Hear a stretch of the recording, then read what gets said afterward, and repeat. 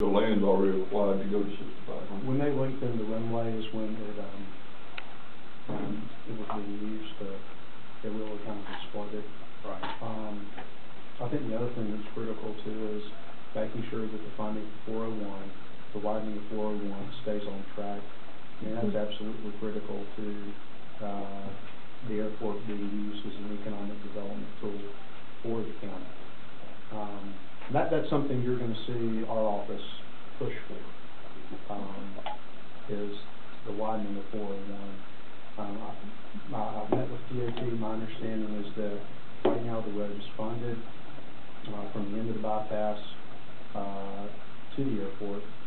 The portion from the airport to Lewisburg is not on the radar yet. The problem that we're running into is road funding. The state of North Carolina legislature capped the gas tax, so there may be even less funds for use across the state this upcoming year. I don't know that there is a fix for our road funding problem on the horizon. That is going to be a long-term statewide conversation that we'll have, but that's what my job is over the next 2 years, is to make sure that we keep funding on the table for the portion that will start. They'll start acquiring the land when they start finishing the bypass, and then they'll hit construction, I believe, in 2016, 2017 on the part where the bypass ends. The other thing that we have available, if we make the request for it, are beautification funds.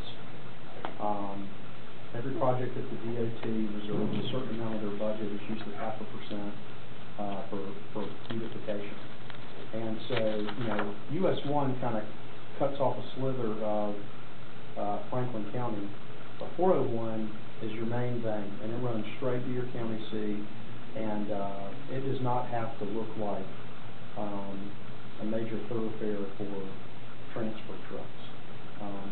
There's a lot of latitude that the county has and that our office has to make it look beautiful.